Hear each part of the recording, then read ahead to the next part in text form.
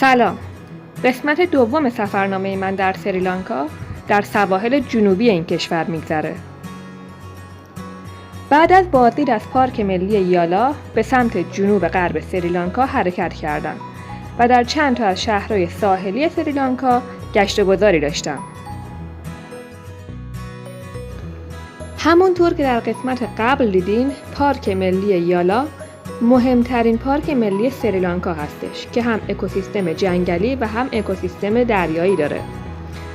تا مقصد بعدی حدود 150 کیلومتر راه بود که من این مسیر رو با اتوبوس اومدم. اولین جایی که توقف کردم، البته برای استراحت و نهار، ساحل ماتارا بود. از جاذبه‌های ماتارا میشه به پیجن آیلند یا جزیره کبوترها اشاره کرد که یه معبد بودایی مدرن داخلش قرار داره و به وسیله یک پل به ساحل اصلی مربوط میشه. فکر میکنید شغل این آقا چیه؟ با تیرکمون کلاغایی رو که به درختای میوه نزدیک میشن میزنه. و این یکی داره چیکار میکنه؟ شکار خرچنگ برای خوراک. البته نه این کوچیکا. مقصد بعدی من ساحل ولیگاما برای دیدن یه دوست.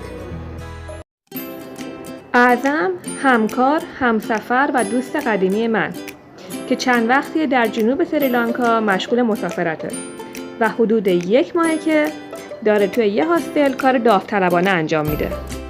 اینجوری این فرصت رو داره که هر روز بیاد به اقیانوس برای یادگیری ورزش مورد علاقش که یه خورده جلوتر درباره‌اش صحبت میکنم.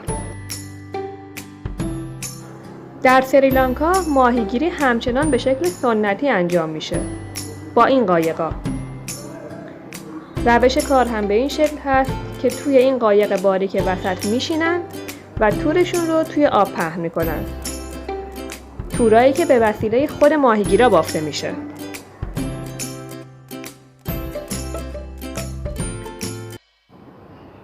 خب بریم سراغ اعظم.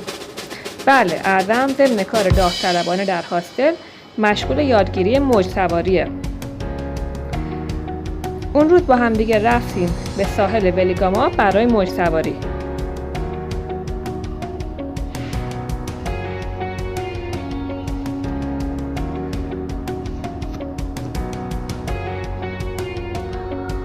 در واقع این اولین تجربه موج سواری من بود. یکی دیگه از جاذبه‌های جنوب سریلانکا بلو ویل سافاری هست. بله، این قسمت از سریلانکا جزو معدود جاهای در دنیا هست که میشه بزرگترین پستاندار کره زمین یعنی نهنگ آبی رو تقریباً راحت دید. متاسفانه اون روزی که من این پکیج رو خریداری کردم هوا مساعد نبود و ابری بود. با این حال چیزی نگذشته بود که این گروه دلفین ها شروع به جست و خیز اطراف کشتیمون کردن. برای دیدن دلفین های آزاد میتونید به جنوب ایران جزیره هنگام برید. لطفاً هرگز برای قصدگاهی به اسم دلفیناریوم پول ندید. نهایتاً انقدر خوششانس بودیم که بزرگترین پستاندار کره زمین رو دیدیم. بلو ویل یا نهنگ آبی. قطعاً انتظار ندارین که با این جثه بزرگش مثل دلفینا برامون برقصه. خوشحال از این که به یکی دیگه از آرزوام رسیدم، رفتم توی ولیگاما یه دوری بزنم. شهر ساحلی زیبایی با خونه‌های رنگارنگ، طبیعت سرسبز و زیبا و مردم مهربون با فرهنگ و کمی کنجکاو. خیلی از مردم سریلانکا چهره‌های مشابه آفریقایی‌ها دارن. دلیلش هم اینه که در قرن 16 استعمارگرای پرتغالی برده‌هایی از آفریقا به این کشور وارد کردن که به عنوان کارگر یا سرباز بهشون خدمت کنن. خب وقت حرکت به مقصد بعدیه. آویز گلی که جلوی این اتوبوس می‌بینید برای دفع شر و سفر بی خطر هست که در بیشتر اتوبوس‌های سریلانکا و هند دیده میشه.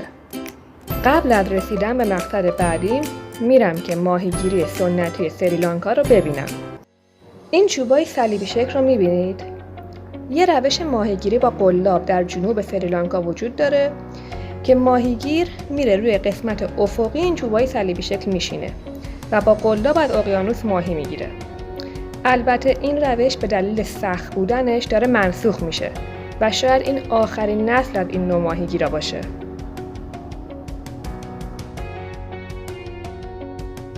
توقف بعدیم ساحل میهیریپنا بود. داشتم میرفتم که یه زوج ایرانی رو ببینم که چند سالیه توی سریلانکا زندگی میکنن و یه بوتیک هتل زیبا رو اداره میکنن. بوتیک هتل سابابا.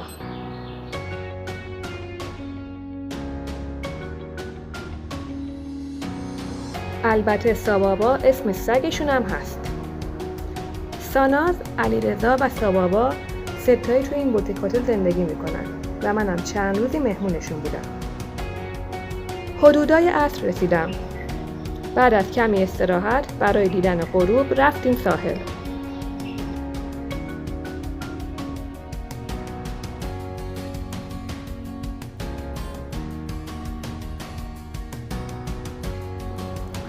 بعدشم رفتیم بیرون شام.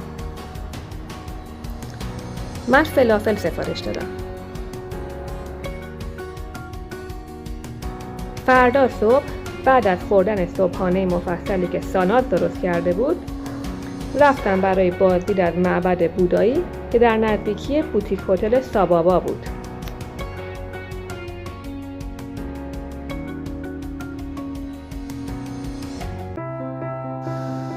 در مذهب بودیسم مفهوم خدا وجود نداره. در واقع بودا پیروانش رو به مدیتیشن، تفکر و تعمق درباره خودشون فراخونده. اینجوری هر کسی از طریق شناسایی خودش میتونه شخص بهتری باشه. به همین دلیل خیلی ها بودیسم رو فلسفه میدونن و نه مذهب و اطلاق اون به عنوان دین رو کجروی به حساب میارن.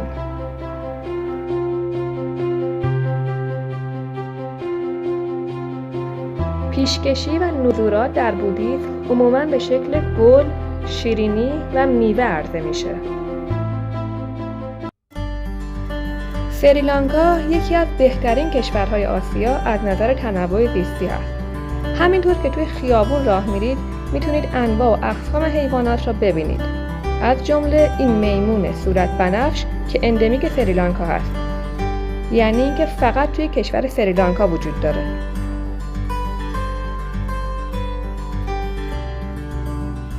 و یا این پرنده زیبا که عموماً از میوه ها به خصوص میوه پاپایا تغذیه میکنه. برای همین تکامل در موردش به گونه‌ای عمل کرده که خودش هم شبیه پاپایا بشه.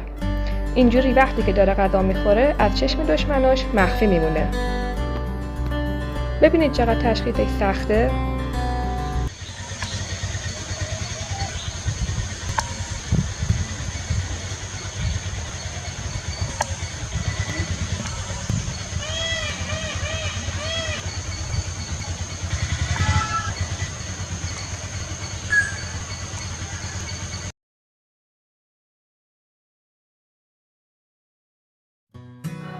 و بالاخره طاووس عروس پرنده ها که با شکوه هرچه تمامتر در محیط زندگی طبیعیش داره جولون میده و خودنمایی میکنه. مقصد بعدیم بندر تاریخی گاله. دارم میرم قلعه گاله یا گاله فورت را ببینم. قلعه گاله در اواخر قرن 16 به وسیله پرتغالی ها ساخته شد و بعدها هلندی ها اون رو گسترش دادن. این قلعه از طرف یونسکو به عنوان میراث جهانی شناخته شده. برای بازدید از مجموعه قلعه گاله چند ساعتی وقت نیاز هست. بناهای متعددی در داخل این مجموعه قرار داره، ولی تنوع و تعداد بالای کلیساها از همه بیشتر به چشم میاد. در واقع مسیحیت به وسیله استعمارگرای پرتغالی به سریلانکا معرفی شد و در حال حاضر 7% مسیحی در کشور بودیست سریلانکا زندگی می‌کنند.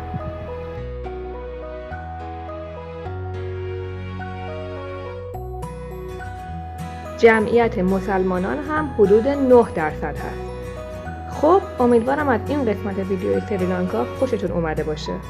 اگر این ویدیو رو مفید یافتید لطفاً لایک و سابسکرایب کرده و به دیگران هم معرفی فرمایید. ممنونم.